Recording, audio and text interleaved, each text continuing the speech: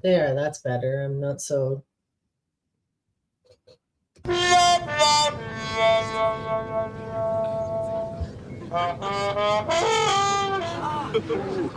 All right, Commander, you've got until your next birthday to get that right. It's candle time, birthday boy. Woo! All right. So what did you wish for, Will? Music lessons.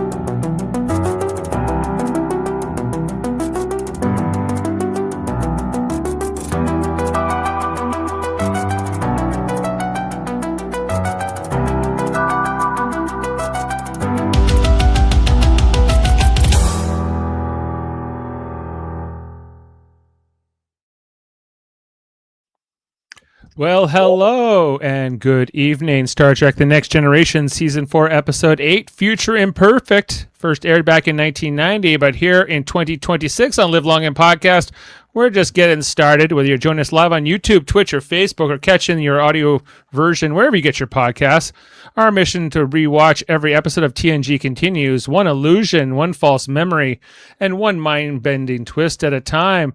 This is your captain speaking. I'm your host, Dave Mader. Tonight, Commander Riker awakens 16 years in the future, and now the captain of the Enterprise, father to a young boy, and missing every memory of the years between. But as the cracks appear in this too-perfect reality, he begins to suspect that nothing around him is real, and that someone else may be pulling the springs. Or strings, not springs. Man, I'm a little washed out there, aren't I? Okay, so we had a whole panel set for this podcast, but you know what? Turns out it's going to be a dynamic duo here tonight. Myself and my co-captain here. She's tuned into every emotional beat, the shock of Riker's sudden future, the tenderness of his scenes with Jean-Luc, and the unraveling dread as the illusion collapses when the story plays with identity, memory, and longing. She feels every ripple. It's Heather Narduzzi. Please address me as Mrs. Minuet Riker. Or Min, just to throw us Min, off. just Min. Just Min. If you're nasty. It's not mid, so that's something. Yes, we are here talking about the 8th episode of Season 4, the 82nd episode overall of Star Trek The Next Generation, Future Imperfect, that aired on November 12th, 1990, directed by Les Landau, and written by J. Larry Carroll and David Bennett Karen. For all the details there. Oh, and we may have one more of our panelists who has showed up. Something is very wrong here. Very, very wrong. And he's tracking the political and strategic layers, the suspiciously convenient Romulan involvement, and the too clean diplomatic setup, and the subtle clues that the scenario doesn't add up. When the narrative starts lying, he's already following the inconsistencies. It's Adam Woodward, everyone. Something was very wrong, but I'm happy to be here now. Well, welcome. I hope it's fixed. Probably like the computer was lagging if you asked it a question or anything. You know, Jordy's running a diagnostic, so. For 4 hours? It would take, exactly. Norman says Adam is from the simulation only, obviously. It's Ambassador Adam. You're incapable of that level of incompetence, Mr. LaForge. That's right. Sam Adam says, yay, Adam. Yeah, Adam. His picture is inconsistent. Oh my God! Can you guys see me or hear me or what? We can hear you. We can hear you. Okay. But you're dark. Your screen is gone dark. All right. I'm gonna listen. I'll be right here. It's okay. Like, we like seeing your face, but as long as we can hear you, it's Now you've muted yourself. now I'm we here. can't I'm hear here. I'm Okay, here. you're back. All right. you. My guess is you have a loose connection on your camera or something. Yeah, I think.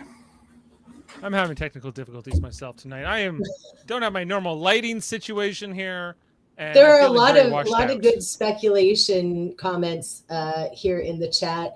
Norman says Adam is actually Barash.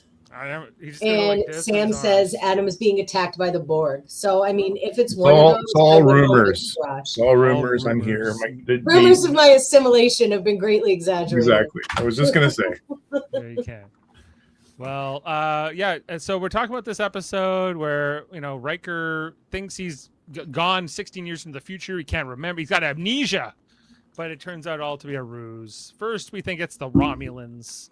Then we find out it's this alien guy, Barash, and it ends up with we find out Barash is a very sympathetic character that Riker must save. And I get, as much as I want to start with you, Heather, I think I need to start with Adam because he's always ragging on Riker. He's become Is it Adam or Mirror Adam tonight? Well, we're gonna find out right here because we'll see what he says about was Riker annoying you as much in this episode as he has been for the last couple seasons. I really wanted to find him annoying me. Actually, he didn't annoy me as much as normal.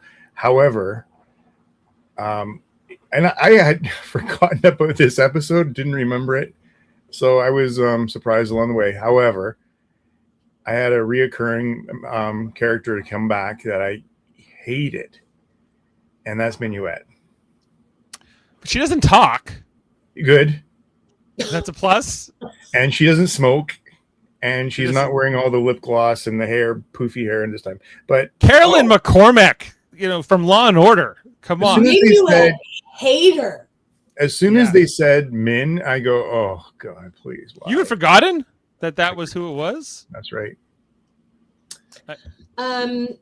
Norman says, wouldn't it have been a hoot if Riker's wife turned out to be Shelby instead? That would have been. I would have loved that. And he would have referred to her as Shell.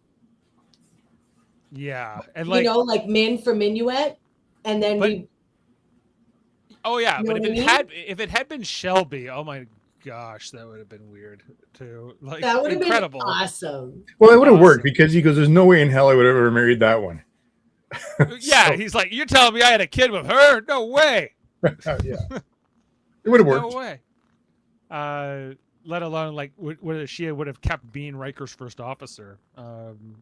She looked like she was. We find out in Lower Deck she went on to become a captain, maybe even before he did. There was another thing that, let's talk about that for a second. So they talk about his timeline, right? So he became captain 7 years or 6 years after. They said 7 years ago. 7. So 9 years after this, I guess. So how would that have that would have been less than what he did in the real timeline because he did not accept promotion until 14 years after this episode. Still ridiculous. Either way. Yeah. He's not captain material. Captain of the Titan. And it was very interesting because he talks about becoming a father. What kind of father would I be? We know that he does go on to become a father of 2 kids, and tragically he'll lose one before their time. But but he didn't name the son Jean-Luc in that timeline. They keep pulling the captain's chair out from me, and it never sits down. Sits down. Heather, I'd like to ask you what you think of this episode. I love this episode. This is one of the ones that I often put on to go to sleep. I really like this one. I just think it's fun. And I love Riker, as we know. And I think it's a great idea for an episode too, how he's like slowly figuring out that something's not quite right. And that the clues are there. The computer lagging, Min, and Adam, you said that you didn't really remember this episode on the rewatch, but then just now you said, when they said Min, I caught it right away. I did not remember that on original viewing. So that was smart. You know what? It's that character was so memorable for me as being just such a disappointing episode. I like the concept of it all, but for him to and then to admit to Tomalak that he fell in love with a freaking hologram, he's proud of it. Do you have a problem with holograms? He does. Are you a photon racist, Adam? He's a photophobe. A photophobe. A photophobe. That episode 11001001, which I memorized on purpose, was early in the run, so it definitely wasn't the strongest episode. I like that episode more than Adam does. I remember when we reviewed it a couple of years ago. Like you were not in on it. I liked it more. I always have, and I remember so when I watched Star Trek: The Next Generation as a kid, mostly I watched it in syndication after because City TV. Right, or even before that in Montreal and ABC Channel 22 from Vermont, Burlington, Vermont. And so I watched this episode, Future Imperfect, before I ever saw 11001111. So like I was like, oh, okay, like who is Minuet? I had to kind of like go back and get that backstory. I think it was just really clever to have that callback as the way that he realizes this is the simulation. You know, that's like a nice little Easter egg. That was great. I'm glad I caught it, but I really didn't like that episode. I think I wish they would have had Minuet as a real person. That's all. Well, but then he wouldn't have. No, well, I guess we're going back to the other episode. Norman says, like I said, this is the episode that got me to start watching Trek on a weekly basis back in 1990-91. I'd seen TOS reruns and a few TNG, usually the wrong ones, like Code of Honor. Right. So it starts, here for me. Whoops. If you're going to start watching TNG with Code of Honor, you're probably not going to finish watching it. No, not a good entry point. I would say, although it's the third episode or the second episode, however you want to look at it. So it could definitely push away a lot of people early. For a show that is super episodic, I'm glad they had a rare callback. Yeah, and I think what was interesting for me watching this episodically back then was that I was like, oh, I want to understand who that character was. I wanted to know more. I found this episode very intriguing as a kid because it was kind of like a time travel story, but then it's not. You know, it turns out to be this big illusion. And what I think I really appreciated about this story when I watched it back then was that it was like, oh, no, this is all an illusion. And we think that it's the Romulans who are doing it. But then there's sort of like, there's a name for this, right? Where like there's the second misdirect. And like, oh, no, there was actually like an illusion inside the illusion. Red herring. A red herring. I think is the word you're looking for, yeah. Yeah, and that I was like, like the reveal's not even the reveal? That blew my mind, you know, at 10 years old or whatever it was. So definitely liked it more as a kid, I think, because I was watching it again, I know where it's going. So I'm watching it a little bit differently this time. And, you know, it's okay, although Riker is so grumpy in parts of this. He's like, what do you mean? I've lost my memory. You know? Right. Well, and I don't really like how they aged everybody either. Like it's only 16 years. Like particularly Troy, they took all her makeup off and made her pale and sallow-eyed and whatnot. And then Beverly had like red rims around her eyes and that grandma haircut. She had that streak of gray in her hair, like she was. Yeah, that's how they make women look older on the cheap. They're like, we'll just give you a frumpy haircut and take off all your makeup and put dark circles under your eyes. There, you're old. And we don't have to do any makeup work. With the men, they mostly just put streaks of gray, like in Riker's beard. He just has these weird looking streaks of gray. Worf too, but Geordi LaForge, he looks as young in this as he does in the previous, you know. In Roots. Well, maybe we can chalk that up to the young fella's computer simulation not having enough RAM to seriously age everybody up. Perhaps, yeah. He can't keep up with all this. Like, no, it's hard work. It's an imperfect science. So we are going to talk all about this. We're running through the screenshots. We were supposed to have Jody Simpson with us, but I think he either forgot or he fell asleep. Or maybe he hates this episode and he didn't come in. Maybe. I don't think. No, that wouldn't stop him. No. No, That's true. If anything, That's that would true. motivate him. So let's jump into Future Imperfect and everything we saw in the episode. And I love the opening scene. I think probably that's part of the reason I like this so much. I like any episode where they play music.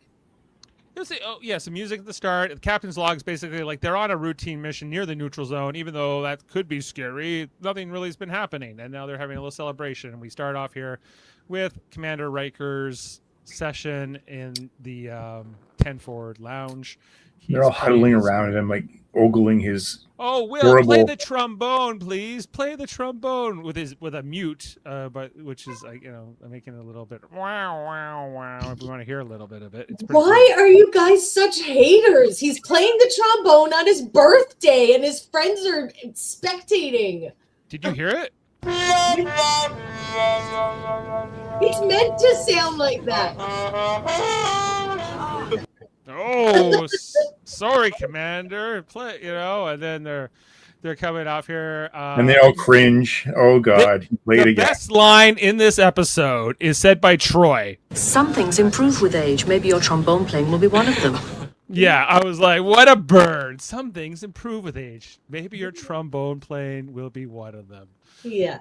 May or maybe not. Perhaps not. That aperture doesn't quite get better, does it? I actually did learn the trombone in high school because Riker plays it in this show. I chose That's that. so sweet, Dave. That's so nice. I never knew that about you. There's a fun fact about Dave. Fun fact about Dave. Fun fact. Inspired trombone players around the world inspired by Jonathan Frakes. This will come up again in Second Chances with playing Nightbird. Yes, it will. Another episode I love. Yes. So he's having his birthday cake. They're all having a good time. They're making him laugh. What do you want for your birthday? Music lessons. Ha ha ha ha ha. Now I don't want to steal your thunder, Adam, but fun fact: this was an outtake. He forgot his line, and she's looking at him. If you see Troy's looking at him, he says it, and then he remembers and says, "Like, see how she's looking at him." And then he says music lessons late, and they all laugh. And that was an outtake, and they kept it in because it's so genuine, like all of them laughing together. I love that fun fact. Oh, that's fun. That is fun. Thank you. Yeah. So then up on the bridge, we got Picard and Data, who are meant to attend this party, but they, I guess, were, someone's got to get to keep the ship flying. So they were about to head down. Just then, Lieutenant Buzzkill says, "Hey, I got some weird readings over here. You better take a look. This is definitely not my problem. It's your problem, senior officers." And they're like, "Okay, better take a look." And so they do a scan, and basically Data finds something weird. Like there's a rumor of a secret Romulan base around. So they're going to need to go check this out. So Riker gets called. The birthday party gets ended early. They're not having a cellular peptide cake with mint frosting, but though it is got some similar characteristics. It made me miss Deanna's cake, the Deanna cake. The Deanna cake, yes. Yeah, I like that. So anyway, they head down or to the bridge to look at the readings. What could it be? We're not going to know until we go down there. Worf knows what's up. It's Romulans. It must be Romulans, which is part of the whole misdirect here. And just as Riker, Worf, and Geordi are getting ready to beam down, we got a little, "Hey, number one, happy birthday, sir." And he's like, "Oh, thank you, sir." I like this voice. Yes, very formal. Our away team beams down to this planet, which looked kind of cool on some of the wider shots, I thought. It's kind of, there's air, I guess, but otherwise it's pretty barren and cave-like. The atmosphere here is, I don't know, they said it's got like methane and other chemicals in it, and that not very breathable, but I guess they're not going to suffocate quickly. But just then, they get the call from the captain, says, "We don't like those readings down there. We're going to beam you up." And he's like, "Okay, we're going to beam up." And then they all start coughing. They're hacking.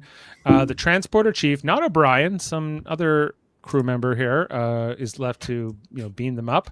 But there are interference. There's something interrupting the transporter signals, and they're trying to get through, but she cannot beam them up. And we see several times here where Riker is materializing and then dematerializing and so on. as something's interfering with him here, and that leads into a transition, a bright transition that then comes into his point of view from his point of sight, and we're seeing that here. It's like, Riker, you're waking up. Doctor, please come. And we see hear Dr. Crusher. And then she emerges here in sickbay, which looks a little different. We see these screens hanging from up above. And Dr. Crusher, now, if you're paying close attention, she's got a different haircut. Her comm badge is also different. It now has these bars behind it. There's no rank included on the Mandarin collar of this uniform style. And Norman says introduction of Nurse Ogawa.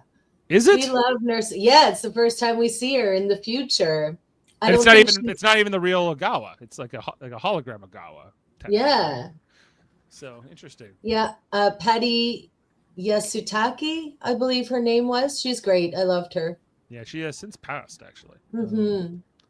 And so Riker is able to look into one of the reflective surfaces on one of these monitors here in sickbay, and he says, "Captain, what do you mean, Captain?" And he goes, we see he look in the mirror. He's looking a little older. He's like, "What the hell?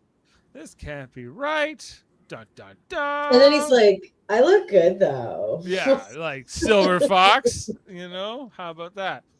And that is our teaser for the episode. What is going on? Riker is woke up in a whole new timeline. He's amnesia, space amnesia, perhaps. As Dr. Crusher, following the credits, is getting him some water here in this modified-looking sickbay. Subtle differences here, just in color of like things like the carpets and like the wall decorations and Beverly's hair. Her hair is not great. Hates it. It's not good. It's all like tied up and bugging around. It's like, is that what they were trying to do with Janeway's hair? That was in the first season. That was atrocious too. Yeah, it was not a great style here. We see a little bit here on Riker, all the gray that's been added to him. Now, this is 16 years later, so I guess Riker is roughly, 50 now, if this is following that timeline. And so that would make Beverly, I guess, closer to,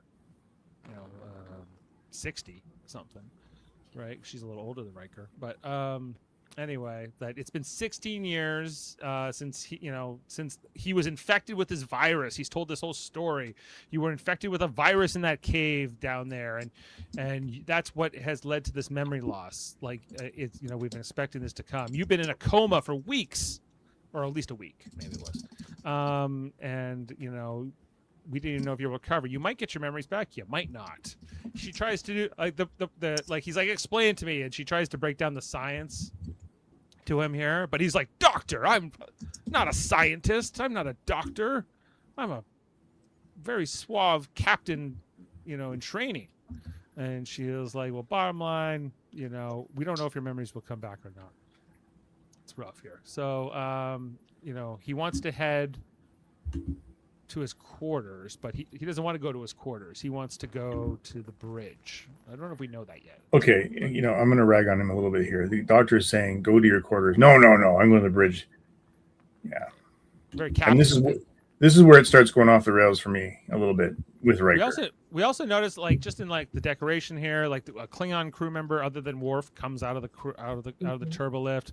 You can see some of just this color they've added here to the panels. The doors have been changed a little bit. There's these little banister things that are now coming out on this side. The chair rails. Yeah, the chair rails. It's true hospital now. I would like to point out, Adam, that it's very normal for captains to not heed the doctor. It's actually expected. Yes. All right, go left. I'll go right. Okay, got it. So he's like, speaking of changes, all these Klingon crew members. But so there's the first time we get the indication that there's something up here. It's like he asks for the turbolift to redirect and to the bridge, and it's like, what? We can't do that on the fly. And they're like that. He was like, he thinks that's weird. But eventually they do get to the bridge with Beverly, and he meets up here with Geordi. And we're told that Geordi's doing computer diagnostics. That's why there was that little glitch in the turbolift earlier. But he doesn't have the visor anymore. You know, like he's like, "Where's your visor, Geordi?" He's like, "My visor? That was like years ago. I got cloned implants." And then we come around the bridge. We have a Ferengi. We have a Ferengi ensign at the con. Wesley Crusher nowhere to be seen in this episode. And Worf says nothing. Worf is now at ops, not at security anymore. He is now at the ops station. He's looking older and more busted, I would say. His sash has a different little detail on the shoulder. See that? Yeah, it's got like something else going on or some kind of emblem. But he's now he has this big scar down his face. That's, that will come up a little later. And as Adam mentioned, he doesn't say anything.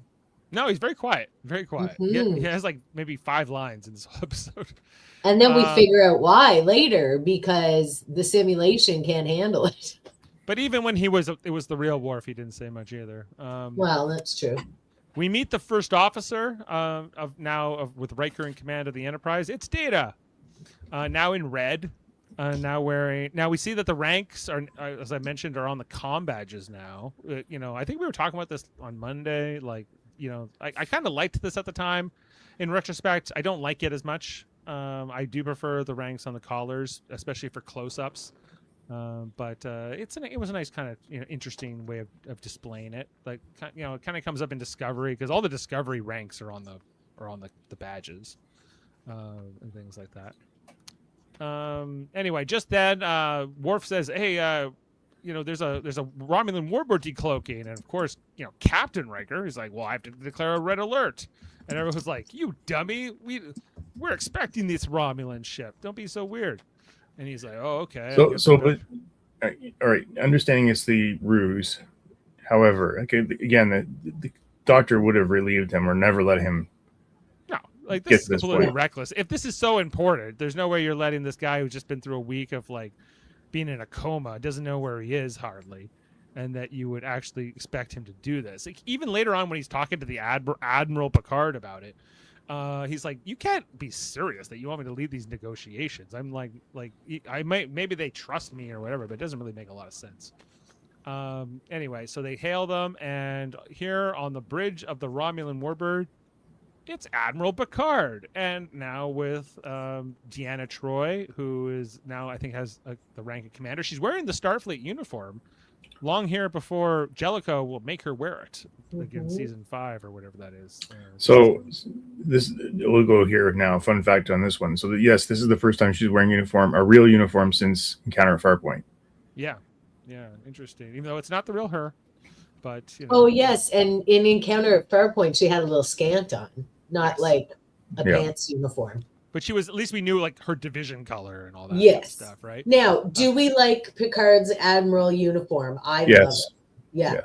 I like it. I do like it. It's simple enough. It stands out enough that it's different. There's no freaking gold piping on it. Yes, there is. There is, but it's subtle. It's not too. It's not. I love it. Sparkles. I can take it when it's like this. And I think it was interesting how they did like the badge with the ranks, because they make his Delta gold and then the bars behind are silver instead. And there was some nice like little design choices here that they made in the episode, just to make it feel like oh, this is the future, even here with Picard on this Romulan set with Deanna, and they have this little toy model Deridex warbird model here on the table. I want that. Wherever that is, I'm going to find it and I'm going to get it. One way or the other. I had a little tiny one, like a keychain size. I have the that's the Micro Machine style. Yeah. But yes. Anyway, so I love that ship. I think it looks so slick. I really like it. Beautiful. One of my favorite ship designs ever. The Deridex class warbird. Yeah. Anyway, so then Admiral Picard and Troi beam over to meet up with Riker, and like Dr. Crusher's like, "Ooh, the amnesia's pretty bad." They go to the conference room to talk more about it, where they're like, 16 years of your life, that's pretty bad. anyway, and Riker's more like, forget all that. Why are you on a Romulan ship? What is going on? Why are you an admiral? And Picard's like, listen, 4 years ago, you saved the Romulans, and it led to this whole trust thing, and now we're negotiating this new peace treaty, and everything's going great, and it's all thanks to you, Captain Riker. So we need you to finish off these negotiations. And he's like, what? I can't do that. Like, that's crazy. Like, I'm not the person. Like, I am not fit for duty. And the Admiral says, tell that to my goatee. What do you think of that? Do we like Picard's goatee? No. No. Too much of a mirror. And he's got the longer bowl cut or whatever you call it. It's just, it looks like bad wiggery. It's not good. I do not care for it. He's so handsome, and that goatee is, no. Don't need it. Don't need it. Anyway, so after that meeting ends, Riker, says, okay, I hope I don't find any more surprises today. And we see fake Deanna makes a little bit of a face when he says that as they head to his quarters. Is anything like familiar to you here, Captain Riker? And he's like, well, I guess. I see that Horgon on my desk. That's making me feel at home. But just then, it's the trombone. And dun, dun, dun, who is it? It is Jean-Luc Riker, the son of Captain Riker. He's the son of Wesley Crusher, judging by his terrific sweater outfit.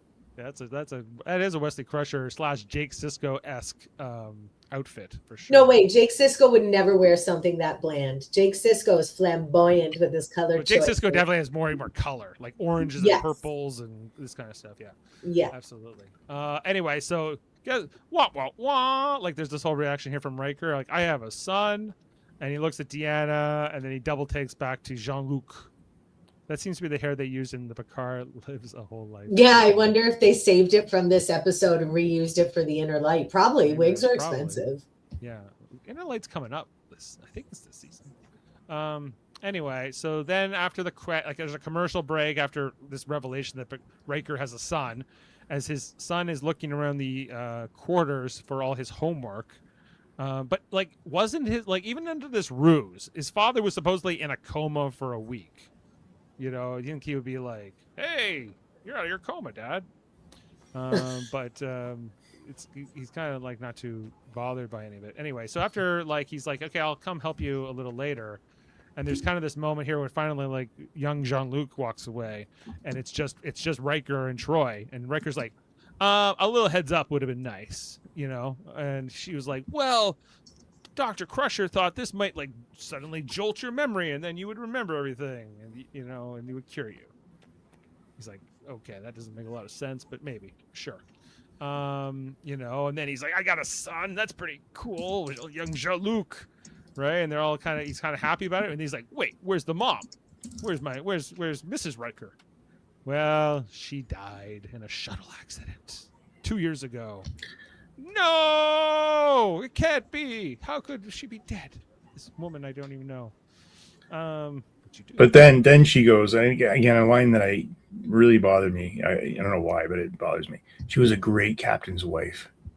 She was a great captain's wife. What does that mean? I don't know. That's something you expect someone to say in the Mirror universe. A man wrote it. This was written by two men, so you're right. It sounds like yes, something from the ancient times or something where he was like, yeah, it doesn't feel like a 24th century comment, even a simulated 24th century comment. It doesn't even feel like a 20th century comment, in some ways, but it's well, I mean, I guess she's a great first lady, but fair point, Norman. Yeah, something Rick Berman would put in a script. Yeah, you're probably right. Anyway, so Deanna's like, you have to be there for Jean-Luc. He's lost his mom, and now his dad has amnesia. You gotta be there this for is him. Just after he was told to get briefed on the mission. And you need to negotiate with the Romulans. You got a lot to do, Captain. Okay, tough to be the captain. So his son trying to play the trombone, just as bad as his old man, and he tries to demonstrate, but he also screws it up. He's like, you got to relax the muscles in your face and the aperture and everything else. It doesn't explain why he can't hit the note, but embouchure. Yeah, Embouchure. Embouchure. I would say embouchure. Anyway, so then he tries to pull up his service record next on the computer, but the computer is slow, and he's like, this should come up in 10 seconds. Like, there's no reason that this should not work. I felt that frustration starting on my computer for this episode tonight. Yes. Like, what century is this? It's, come on, let's go. I don't know. Like, if anyone's curious for what it says, we can have a look. Enhance.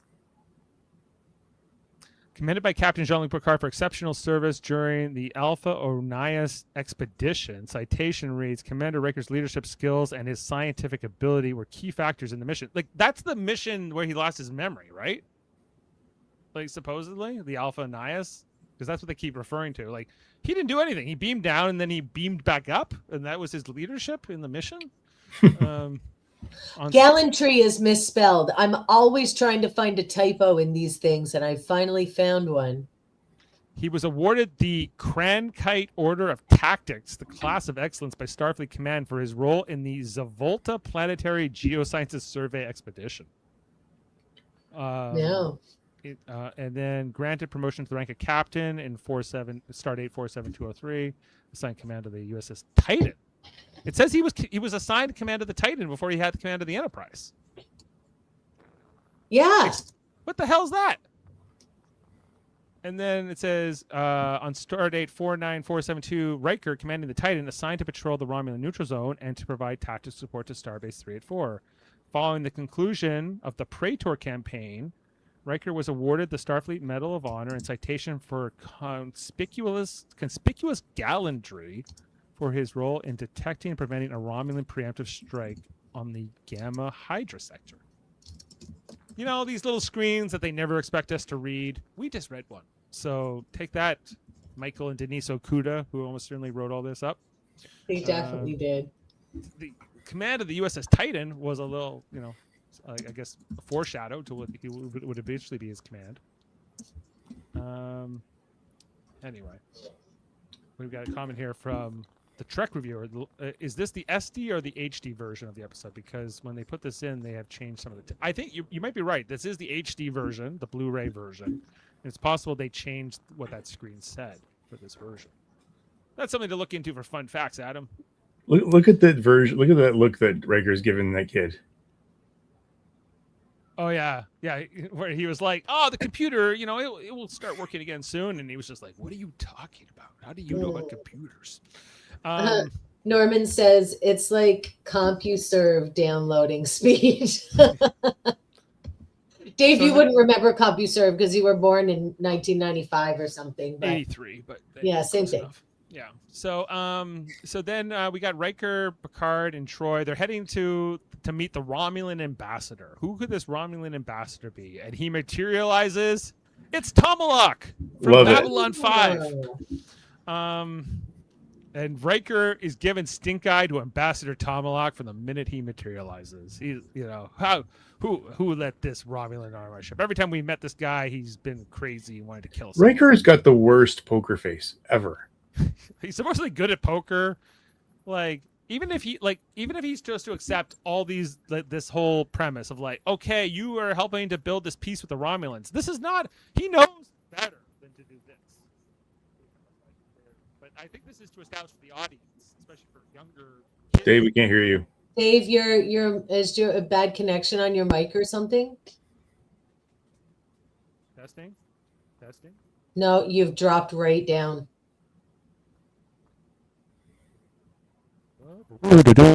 Oh, you're back. There's something shorting. Nope, you're gone again. It's like you have a faulty connection. It's like phasing in and out. Hello? It's like my camera. Nope, now it's nothing. I think Barash is controlling all of our technology this evening as well. Norman says Tomalak and the captain in Face of the Enemy are the best Romulans. I love Face of the Enemy. That's a great episode too. Me too. Yeah, so good. That was such a gag. Troy wakes up in the middle of the night and goes and looks in the mirror and she's a Romulan face. Amazing. Can you hear me? Just a Crackly. little bit. Can you hear this? No, you can't. Don't even try. Yes, loud and clear. There's something. I can try the other mic.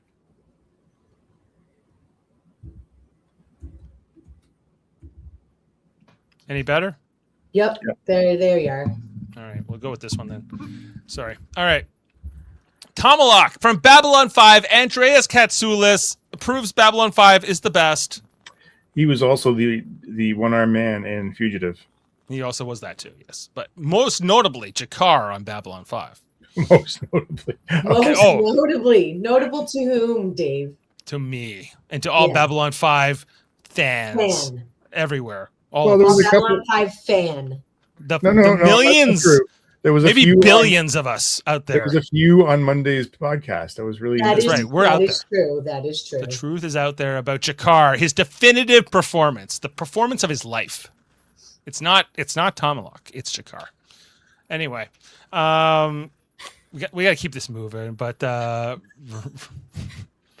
Riker, he's like, how could we let Tomalak come on board? And Troy's like, come on, that was years ago. He's so much nicer all now. those deaths that he caused. All those deaths, how he threatened to bring the hull of the Enterprise back as a trophy to Romulus. That was just a joke. That was, come on, bygones be bygones. And they're heading up there in the turbo lift. Riker's like, I might be willing to make peace with the Romulans, but this Romulan, really? That scene, go back one. Just like I could just hear the elevator music playing while they're sitting there. Babylon 5. Anyway, that's probably what they would say. Although this is before Babylon 5 even premiered. Anyway, so they come out onto the bridge here, and I think Tomalak's like, I don't think a Romulan's ever been allowed to walk around the Enterprise. Like, this is pretty credible, and Worf doesn't even care about it, so that's nice. But just then, like, Riker's like, I need to have a special meeting with Picard and Troy right away. Data, like, show Tomalak around, okay, and give him the tour. Which they go is like, hey, have you ever seen these monitors? They got sensors. No. Anyway. What he showed him was, this is how we detect you guys when you're cloaked. This is how we detect you when you're cloaked. Yeah, giving away all these secrets. And then they're meeting here with Riker and Picard and Troy, and he's like, they want to find out where Starbase 21 is, or 23 or whatever it was, like our special base. And Picard's like, come on, that's outdated information. They don't give a damn about any of that. Like they're just here for peace, and we need you to make it happen. What do we think about Riker's version of the Ready Room, which has got this huge amethyst geode in it behind him? I feel like we saw that before. I want to say in a Lwaxana episode. Oh, maybe, yeah. Yeah, I feel like we've seen it before. And how about Riker's painting? Riker is into energy crystals. He's probably into energy crystals, yeah. And what about his painting? It's not as cool as Picard's painting of the Enterprise. I can tell you that. I think it's so weird that Picard just has a painting of the Enterprise in his ready room on the Enterprise. Well, and even I don't know if I have a shot of it, but on Riker's desk he has a model. I don't have a shot of it, but it's a model of like a Nebula class starship. I'm like, why does Riker have that? Did he ever have it? Did he serve on a Nebula class? Go forward again. Yeah, the one Yucca that they keep on the ship, and they moved it into the ready room. The Yucca they plant. keep the plant. Yeah, I see that plant in so many episodes, like stuffed into the corner of rooms and everything, and I'm sure it's the same one. Like, are we ready to hit action, Mr. Director? Not yet. Get me a plant. No. Somebody get the plant. Get the yucca. Yeah. Get it in there. Anyway, but Riker is then called away to an emergency meeting in sick bay because his son has been injured and he needs to come down right away. Jean-Luc Riker. I'm sorry to interrupt. That's another clue that they were leaving for us, that this isn't quite right, because every time Riker starts to get suspicious, something happens. He's called to sick bay for his son. There's an emergency with, I forget what the other thing was. You know what I mean? Like there's always something to like sort of like before he can realize there's something weird happening here or this isn't right. He's like he's misdirected. He's called away. Yeah. We find out that his son Jean-Luc Riker has been playing Parisi squares. They did keep that same Parisi squares outfit, which Daddy Riker is not happy about. He's like saying you're at your age you could have broken your neck, and then Beverly pulls him aside and says, how old were you when you started playing Parisi squares? This most deadly of games. And he's like, I was probably younger than him, actually. But it's different, which is kind of a little trope here. But parent advice from fake Beverly. Riker's mind is manifesting this. And, this could be that he respects Beverly as a parent, so he would take advice from Beverly, if he were to become a parent.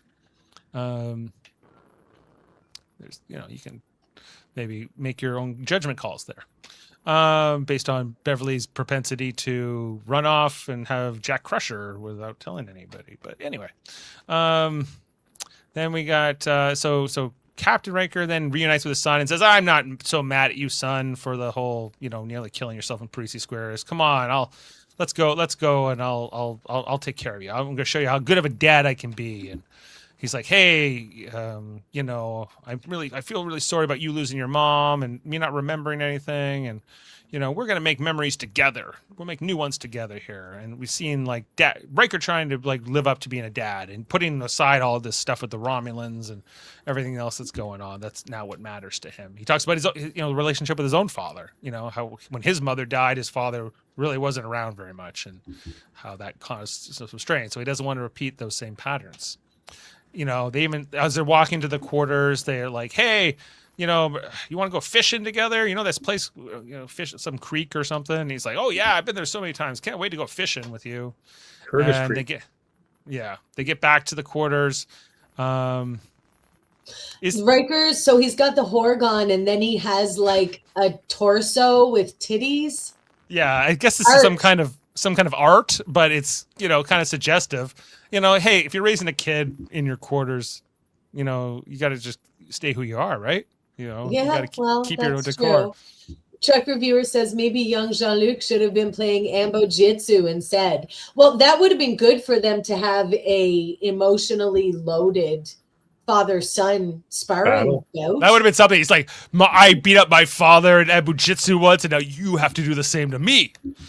Or never have my true approval. So anyway, Riker or Jean-Luc here goes to change out of his Parisi Squares outfit. And as he does this, Captain Riker, as he is, he's like, call up, the family record. I want to see the family memories that I've had here with my family. So we see some videos, fake videos, I guess, hologram videos of him and Jean-Luc. Filming? I guess Minuet. The computer. And then he says, can you show me Mrs. Riker, please? And they're like, what? We weren't expecting you to ask for that. Then young Jean-Luc shows up. Well, as we know, Jean-Luc is Barack, who's kind of, pulling the strings of this whole illusion. So he's always there to kind of say, is that what you're looking for, Dad? There you go. Let's pull up the record. And again, more of Riker wrestling with Jean-Luc, because that's what fathers and sons always do. They always wrestle with each other. And then we see Mrs. Riker show up. It is Minuet. It's Carolyn McCormick who played Minuet in that episode, and she more notably played the psychiatrist on Law and Order, who I really know her from that. More on what? More notably, was she ever on Babylon 5 though, Dave? I don't know if she was on Babylon 5. I don't think so. But she was in so many episodes of Law and Order. Every time they needed, they're like, this person's claiming, I'm not guilty by reason of insanity. Then you have to bring in Carolyn McCormick, who would then do her little psychic evaluation on the accused, and they go, they're faking it. It's a fake. That was always interesting here. She's another birthday is being celebrated. But I guess it's meant to be Jean-Luc's birthday. That's a lot of candles. I don't know. It's fewer than and Riker does not recognize Minuet right away. Like he's looking at it and go, okay, I guess that's your No, mom. because look what she's wearing, and she has mom hair on, and it's just no. This is not the minuet he fell in love with in the holodeck. She's missing the red dress. Horrible hair on the holodeck. Yes, let's not forget. It's worse than that. It's better than this hair. Yeah. So get some kisses here and everything else, and then like I don't know, they're waving to the camera here. I guess the drone camera they presumably have. The computer, and it's here that that this is when he finally goes, oh, this is all fake. He looks at Jean-Luc here and he's just like, who are you? Where am I? What is going on? But he does, and the kid knows there's something off, but he doesn't know how to place it. Just then, to Heather's point, he gets called away to the bridge. On my way, he heads up there. And then he runs into Geordi. He goes, Geordi, what's going on with the computers? He goes, I'm running a diagnostic for 4 hours. There's no way you could be that incompetent. It would never take you more than one. And then he goes, Worf, where's that scar from? He goes, in battle. What battle? What sector? What place? What year? You don't know, do you? Goes after Data. Data, tell me how long it would take us to get to this base if we left right now. At warp 1, at warp 7, at warp 9. Where are all those thousands of calculations? And Data can't say it, but then Data uses a contraction, which really enforces the idea here to Riker that this is all off. Picard and Tomalak and Troy show up, and he tells him to shut up. You can shut up and stop talking. Shut up. Beg your pardon. I said shut up. As in close your mouth and stop talking. Shut up, all of you. I'm not putting up with this ruse any longer. And there's this moment here where, like, they used to do this in TV shows where there's going to be this, like, holodeck reveal or whatever. You can obviously see that Andreas Katsoulis is on a green screen, across from the rest of them. Although they do have Worf kind of imposed in here in the foreground a little bit. And then they disappear. And, the set is revealed. The first misdirect, the first red herring, I guess, as Riker is revealed to be in a massive Romulan holodeck. After the credits, they use this little light device to remove like his old age makeup and his new like. It looks like a stapler. It looks like a stapler that they like stapled some plastic around. Hold still. We're gonna take off your gray makeup. You're with a stapler that lights up. It probably is a stapler with some lights on it. And brings back his rank. Like when they couldn't even feel his rank. He couldn't even like if they were just holographically taken away. You think you would know. His comm badge changes. You can get rid of my gray hair by doing this? You can do it just by using the light. That's how it works. That's so you got to get a stapler at him, and you can just de-age yourself. Where's it? I've got one somewhere. Anyway, then Tomalak's, what was it? How did you figure out our ruse? He's like, well, one thing, the computer wasn't working very fast. He's like, well, we have to scan your brain and then make it up, and it's hard with humans. And then he goes, what else? Minuet. Like, there's no way. I knew she was fake because she was never a real person in the first place. He's like, it can't be. You were in love with her. You know what? Sorry, you know that comment there, Alpha says, sure, Riker gets into fake realities a lot. Because he can't act in the real series. They have to give him stories that may work for him. All this Riker hate. Yeah. Poor Riker. What a misunderstood character. I used to love Riker. He used to be your guy. I know. Now he's like the butt of leader. Oh my god. Yeah. Then fake Tomalak, I guess, puts Riker into a cell with a boy. He's like, he's not the real Jean-Luc. You've never met him. We used his image to create the kid for the simulation. And he gets locked in here for a minute with the kid who is now called Ethan. And Ethan's all timid and scared. And he's like, I'm not going to hurt you, kid. Come on. What's going on? How long have you been here? He's like, man, my parents were running like this outpost on the neutral zone. And then the Romulans captured us and they took my parents away. And it's like the sad story, blah, blah, blah. What are we going to do? Then Tomalak comes back. It feels like a couple minutes later. And he wants to know where Starbase 23 is. Like this, I'm like if Riker didn't know this was fake yet, like, just the way Tomalak is acting here is not consistent with Romulan interrogation tactics, I would say. I don't think they lock you up for 2 seconds and then come back 10 seconds later, necessarily. But, Riker's not talking. Then Jean-Luc, or Ethan, I guess, he runs off And then Riker has to act man of action. He punches Tomalak. He takes the disruptor. He's able to mount this daring escape from the cell he was in for a couple seconds. Kills a couple Romulans. Maybe he doesn't kill them. Maybe he just stuns them, but they're fake Romulans anyway. Heads in. They hide into this little vent thing because Ethan had earlier said, "Oh, I was able to escape for a few weeks and then hide, but when I came out for food, that's when you continue to use the paper. The office supplies there with a paper clip. Yeah, use the paper clip to just keep the grate on. There's no way. They're only 8 episodes into the season and they already blew the budget. They're using staplers and paper clips now. They're like, we have no money left. Go get that stapler off his desk and put some lights on it. It's going to be now a transformative thingy. Anyway, so then they're trying to get into the grate here with Ethan and Riker, but they can't get in. And then we come back after the commercial break and they're scanning, but the scan doesn't even pick them up. And Riker's like, that doesn't make sense. They should be able to scan us. And the kid's like, no, there's stuff in these rocks. They can't detect heavy metal. He's like, look, I have a little map and we can go to the shuttle bay and we can maybe steal a shuttle. And Riker's like, that's a bad idea. How about we just get to the communications device, blah, blah, blah. And this is where Ethan gives himself away. He's like, no, only Ambassador Tomalak can use it. And this is where Riker goes, no, that doesn't make sense. Tomalak was only an ambassador in that simulation that you were supposedly not in or had no knowledge of. So this doesn't make any sense. And the kid tries to, misdirect or backtrack, but it doesn't work. Riker kind of knows. He's still in an illusion at this point because just then Tomalak shows up and he wants answers and, he's ready to play rough here, but Riker's not playing down. He knows that Ethan is behind it. And just then Tomalak and all the Romulans disappear once again. And the simulation again comes down. The second time you realize it's a simulation inside a simulation. And we get a little bit more to the truth here. Ethan, admitting that he was sort of the only person that was real all along. Back on the Enterprise, we see that they are finally able to detect Riker once again. They picked up his signal. And they're like, hey, let's go down. Scooby-Doo episode. It was you all along. Yeah, exactly. You would have got away with it too. Hey, if it was for you nasty kids. Anyway, he's like, hey, we're going to beam you up. And Riker, then he wants answers. Why did you kidnap me? Why did you put me in this simulation? Why all this?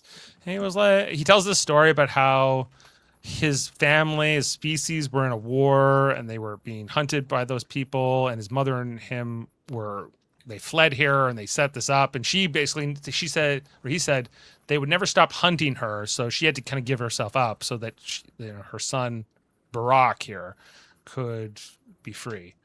And he explains the mind scanner devices that exist inside this place that can be used to give you whatever you want. But even though he could live inside the simulation, he wanted someone real. That's why he brought Riker here. He wanted despite being able to get or create whatever he wanted, it wasn't enough. He wanted some semblance of reality, and that's why he brought Riker into this. And so after a while, he reveals his true form. He's not a young boy, but he's one of these aliens from X-Files. Shitty alien. Talk about their budget being used up, but at least he looks really different. I like his fingers. Yeah, and I'm glad that he's still wearing the sweater. This one's not much better than TOS. A TOS episode. It feels like an original series Alien, doesn't it? It does, right? Yeah. For sure. They were doing some interesting things with the eyes, like them blinking, kind of weird colors and stuff. But yeah, it was a little rudimentary. But it only has to be on camera for this last scene, so I guess it doesn't really matter. That's why they had to use staplers and paper clips for props. They were like, okay, we're spending all the money on the alien at the end. Go to Staples and get us some office supplies. Yeah, and that just we can reuse in our offices. Riker's like, okay, kid, or Barack, let's beam you out, or two to beam up. And we never hear about Barack again, but I guess he got to live happily ever after in the Federation. So thanks to Riker. First contact. It was a first contact too, technically. So we don't know if Barack's the only member of his species left, but maybe. I think it was Barash. Barash. Oh, I'm sorry, Barash. I think you're not- yearning for the old president when things were better.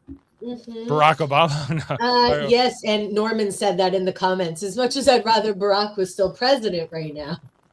Yeah, okay. My apologies. Barash, as he's known.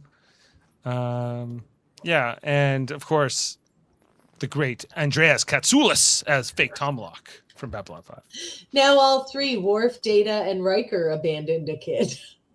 Yeah, well, they have to do it. They all have to, keep up with each other. Data's kid died. That's not abandonment. He didn't make him good enough or her good enough. Yeah, that's a good point there. That is a cruel take on one of the most beautiful and touching episodes in all of Star Trek. And you're like, well, he fucked it up and she died. Maybe they're not referring to Lal. Maybe they're referring to another kid. Yes, that's certainly possible. So, okay, well, fun fact us, Adam. I will. want sexiness. I want fun factiness.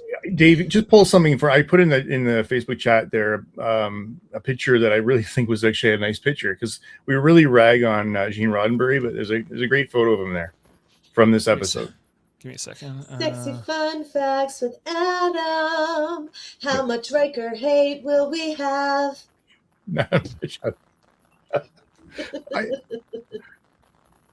Okay, I got it.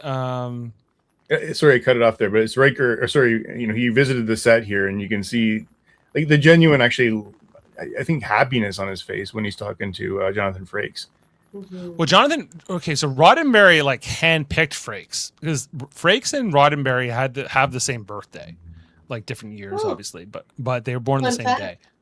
And it was coming down between Frakes and another actor. I can't remember who it was, but basically, like Roddenberry was like, "There's something with Frakes and that charm, that smile. You almost see it here on Roddenberry's face, right? Like little smile you see sometimes from Riker, almost a little bit like mischievous, I would say.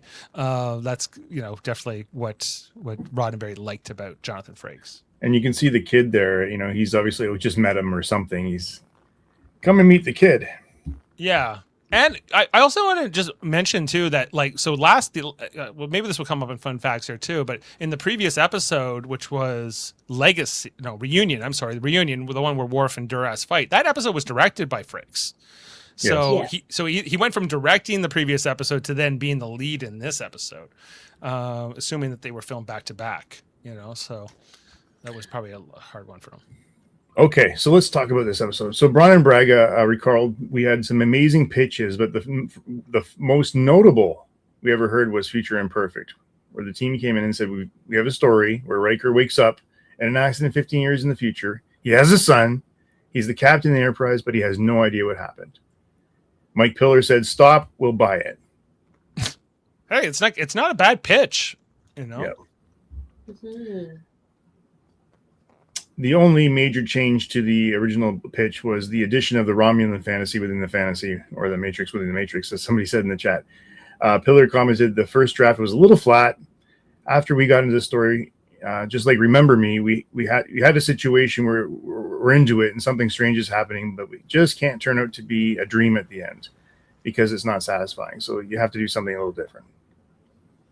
Right. Did these writers ever go on to write anything else? That's what I'm kind of. No, their names are. You know the names. I can tell. J. Larry Carroll. He only wrote this episode. He also, he wrote on other shows, but he only wrote this episode. And the other guy who he co-wrote it with, David Bennett Karen. He also only wrote this episode. So interesting. I think they wrote a pretty good episode, but that was it. The Turbolift scene where Riker and Barash was added because the episode was running short. Carolyn Karen met with Rick Berman and Michael Pillar to create a new scene the night before it was filmed. I like hearing stories like that because, when we, again, on the cruise day, when we were on the Star Trek cruise, they talked about the pace of filming these 26 episodes was just so intense, and they were making scene changes along the way. And again, that reinforces that. And there's always, I guess, there's always these rules too with the unions, the writers' unions, and like who can do what and how you can, what you can make up on the fly and what you can't, and it's pretty rigid in a lot of ways too. Oh, Heather, you're gonna like this one. In the episode's title is a play on words. In grammar, an imperfect tense is one where the verb describes an unfinished action, i.e., is doing. The future imperfect, therefore, takes the form will be doing. In this episode, the false reality set in the future created by the alien for Riker was inaccurate or imperfect in ways that allowed him to figure out what was going on. Yes, being a grammar nerd, I did get that double entendre. Thanks, Star Trek. There you go. And Dave, our favorite character, Andreas Katsulas, he was not comfortable with his recurring role as Tomalak in this episode. And I'll tell you why. He felt much more comfortable when he was an incredible giant on the screen, just the face. Suddenly, when he had to account for everything else, he didn't feel when he actually had to be in the room with the rest of them and like play physically with them. Yeah. He didn't feel support. Nothing was supporting what I was doing. I was more happy to reoccur. I wasn't happy to reoccur unless I was just going back to the screen character. Yeah, he liked being just on the other side of the view screen. That giant face looking over, But maybe it only set him up to be on Babylon 5. He was going to have to be on camera all the time. Like Jakar, a very different character than Tomalak, but similar in other ways. If only you knew. If only you knew. If only we knew. Someday, Dave, I might know, but not today. One day, not today. Okay, well, it's an imperfect future or present, if you will. Yep. But with that, let's. We're not done. We're not done. We're not done. Yeah. Michael Westmore. The facts are still fun, Dave. I never know with Adam because sometimes he's like, I'm done now, right? And I go, Sometimes they're just boring facts. Okay, Michael Westmore recalled that the aging makeup in this episode was intentionally done to be more subtle than previous installments. Each member of the Star Trek cast was supposed to have aged 16 years. The producers decided that rather than having each actor sit in makeup for 2 or 3 hours, it would be better just to suggest their age by changing their hairstyles and maybe doing a little rubber stretching around the eyes. I thought it sensible. I thought it a sensible approach because most of the actors were in their 30s, and even aging them 16 years would only put them in their 40s. Most people don't look that dramatically different at that age, and it would be a waste of time. Yeah, well, I think that's all fair. Like, I think there was also this expectation. I think, especially in like 1990, of how much older you would look in the future. Like, there's that episode of the original series, The Deadly Years, where they all had to get aged up because there was like that age virus, and like the way that Shatner looks in that episode is insane. Like, or McCoy. Or McCoy, right? Because we know what Shatner looked like as an older man, and it was not like that at all. Well, he's 94. He doesn't look like that. Doesn't look like that. Yeah. It's definitely some, like, I think about like the Back to the Future old age makeup too, and like how dramatic it can be for like when you're just. Well, I mean, when you look at those actors from like we're doing like what's his name, Wilford Brimley, Fish, the guy who played Fish, Abe Vigoda, like they looked old. Everyone looked older back in the day. Like, but think so if you just like go to real world example, like, so 16 years after this episode would be 2006 in our world, and that's around the same time that Riker was they brought him and Marina Sirtis back for the finale, that awful finale of Star Trek Enterprise, where they're supposed to only be 6 years older than this, or 5 years, but they looked so old in that episode, but not because they had gray hair. It was just they looked puffier. Like, that's what you want to do. If you want an old age makeup, you just go puffy. Sure. Since you mentioned Abe Vigoda, I feel like I have to mention this triad of fun facts together. Riker plays the trombone. Jonathan Frakes plays the trombone. He played on a Fish album and the song is called Riker's Mailbox. And Fish also has a song called Wombat that references Abe Vigoda. And he came out on stage with them dressed in the Wombat costume. It's all together. The funnest of facts. It is. It's great. Thank you, Heather. As I listened to it, Frakes did an interview on Michael Rosenbaum's podcast, Inside of You, and he told the whole story about when he went. Fish brought him in because they're like, "Oh, wait, we'll have Riker," and then he plays the trombone, and they're like, oh, you're not like a professional trombone player. Like, so we're going to have to like figure this out a little bit. But, Yeah. you know, I also thought you were going to say Riker plays the trombone, Jonathan Frakes plays the trombone, Dave Mater plays the trombone. I should have. It's okay. I just, Get your trombone out for next pod, Dave. Hey, Dave, on aging, you know, I mean, I started with you guys in 2020, 6 years ago. It'd be kind of fun to show us all over the years, you know. Yeah, we do need to go back to 2020, Adam, and compare. Not just me, everybody who's been here for a long time. But okay, one more, guys. I'll just leave it here. But Gates McFadden did wear a wig during season 4, but in this episode, her own hair is actually seen pinned up with streaked with gray. That's her own hair. Yeah, the color is slightly redder than the wig she wears during this season. They took her beautiful, beautiful natural hair and they pinned it up like that and put a gray streak in it. What a crying shame. And they make her wear a wig is the more confusing part for me. Like the reason that they have her wear a wig for, I think, 4 of the 7 seasons is because it's hard on your natural hair to be heat styling it and all of that stuff all the time. So she would wear a wig kind of as a protective style for her own hair. But I've seen a tweet from her before where she says it's her own hair in seasons 1, 6, 7, I think. And she wasn't on 2, and it was a wig for 3, 4, 5, if I'm not mistaken. But I didn't know it was her real hair in this episode. That's a good fun fact. And now we have a fun fact request. Fun fact trivia. Who has the most posters on this panel? Probably it's Adam. Not me. It's not me, although I do have 3 more up here that you can never see. Depends what you consider a poster, but yeah, they're paintings. Like I have a lot of stuff, and like Adam's been into this room, Heather, you have not, like, and so you know there's a lot on the walls here, but Adam's got a lot going on there too. I've not been invited to the captain's private quarters. You are invited when next time you're in Ontario. I have a lot, but I branched out, you know, onto my other kind of loves in science fiction. Here you see, where am I here? The I like the Doctor Who here. 900 Years of Time. Space. I've never met anyone who wasn't important. And then, of course, my quote from Blade Runner. You know, all those moments will be lost in time like tears and rain. I love that quote. So yeah, and then of course Battlestar, which we are going to do someday. We got to do Battlestar Galactica. One day. We also have to do Babylon 5 one day, but we'll have to wait for that. So, okay. Well, thank you, Adam. Are you done? Yeah, let's get into ratings. I don't want to. No. Thanks, Dave, for asking this time. We're done. No problem. Okay, everyone, let's get to ratings and our scores for this episode. I do have all 3 of you, or both of you, 3 of us, I guess, represented here, because I sometimes have to unhide the columns. Man, I'm bright tonight. Okay, jeez.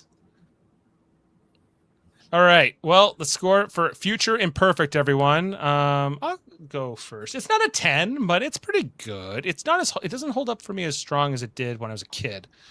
But I think I'm 8.5 for this. This is a strong episode. Adam?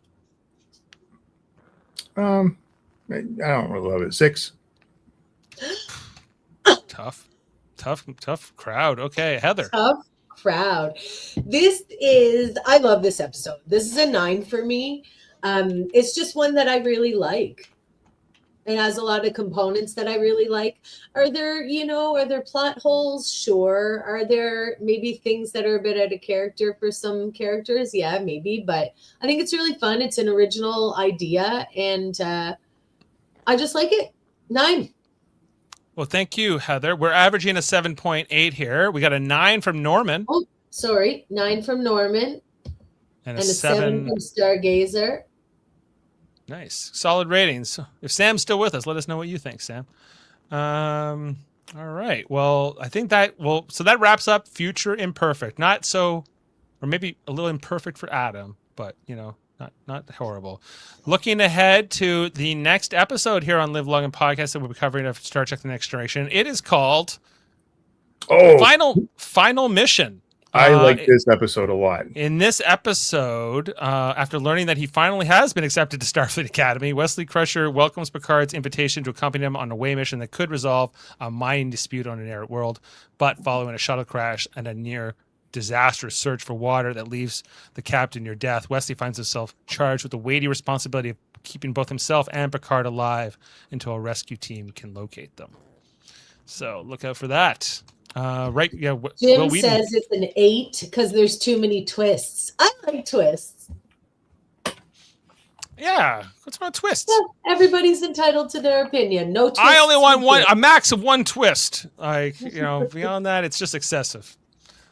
Anyway, so yeah, we got Final Mission. Now we also have Star Trek: Strange New Worlds apparently starting up in July. So we are starting to look ahead to that and figuring out how we're going to balance our other shows. It's 5 more weeks, right?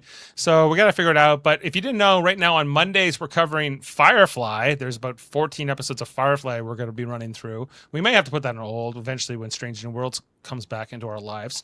But we'll be on this Monday to talk about the second episode, and also kind of the first episode, the original pilot, or the aired pilot, I guess, the train job on Monday. Check that out on the Firefly podcast. And yeah, we just wrapped up Survivor on the Super Mater Brothers podcast. Make sure to check out Jason and Steven over on the Hey Did You See This one. They're always like doing a deep dive movie review every Thursday night. Do they have guests on that? Oh yeah, like I've been on it a couple times. Let me just have a quick look at what they're doing tonight, because they've already started. I know. But if you go on that show, Adam, you better be ready for like a marathon, a 5-hour podcast about one movie. It's kind of incredible. So yeah, tonight they are talking about The Cabin in the Woods with their special guest Graham Pass, who actually I was on with Graham when we talked Wrath of Khan some time ago, which was a lot of fun. So yeah, check out those guys as well. I'm a fan of this one too. I think Stargazer was talking about Final Mission. Oh, Final Mission. Yeah, I'm looking forward to Final Mission, and like it's kind of sad because Will Wheaton leaves the show officially at this point. But we'll get into some of that. I think that will come up in. I don't know if there'll be fun facts, but we'll talk. No, I was going to say there are definitely some not so fun facts about that and about his treatment at the hands of Rick Berman, especially. Labor facts. Guys, I just read actually I missed this one. Can I add one tonight, please? Sure. Bonus fun fact. Data was actually going to be the chief science officer when he was first cast on the Enterprise Next Gen, like Spock in the original series, and wear a blue uniform. However, get this, Heather, I think of you when I read stuff like this, the color blue clashed with the android makeup, and the idea was changed. Data was reassigned as chief operations officer and sported the gold uniform for all 7 seasons. Yeah, I have read that before as well. That's the only reason he's not a science officer, because it looked bad with his makeup. But I would love to see that screen test and see how bad it really looked. I don't think it was. Well, it would have really washed out the gold makeup, I guess. Well, they never had him in. They only had him in red. In this episode. Yeah, you never see him in blue. We saw him in red in this episode. But it's just so weird that we never see a dedicated science officer, not just on the Enterprise, but also on everything. It's like that whole position went away. But except on Deep Space Nine, Jadzia. Yeah. Right. Sorry. But when Jadzia dies, they don't replace her. Yeah, but Deep Space Nine was a stationary station. It didn't go anywhere. But Ezri is not a science officer. Ezri is a counselor, right? So she's a different profession. It's the same division. Oh, Ezri. Yes. Yeah. That's a whole other topic. Oh, you're hating on Ezri now, too. Let's wrap it up. Yeah, let's wrap it up. It's over here, everyone. No, you can't. No, you can't. Don't even try. Yeah, Shut up. Shut up, Wesley. Come on. Let's get out of here. No, shut up, Wesley. Beg your pardon. I said shut up. As in close your mouth and stop talking. Every time you criticize Riker, that's the sound clip we're going to play. We're going to play that. Do it. Time. Do it. Yeah. All right. Well, we're going to end this charade for tonight. Thank you for being with us. Jody Simpson, wherever you are, we missed you. And we will see you next time here on Live Long and Podcast. Let's get out of here. I'm running a level 1 diagnostic. For 30 hours? That would never take you more than 4. You're incapable of that level of incompetence, Mr. LaForge. Worf, where did you get that scar? In combat. What battle? When? Which sector? Which unit? Mr. Data, if we left immediately, when would we arrive at Outpost 23? At Warp 1, 3 days, 4 hours. What about at Warp 7? At Warp 8? At warp 9? What's the matter, Data? What happened to those millions of calculations per second? Pardon me, sir. I can't operate as quickly as... What did you say? I said I cannot operate... No, that's not what you said. You said I can't. You used a contraction, didn't you? Sir, I can explain if you would just give me a moment. No, you can't. Don't even try. Try. Captain, perhaps it will be best if we discuss this. Shut up! Beg your pardon. I said shut up! As in close your mouth and stop talking. Thanks, Jack. Well, Good night. Would anyone else like to speak up?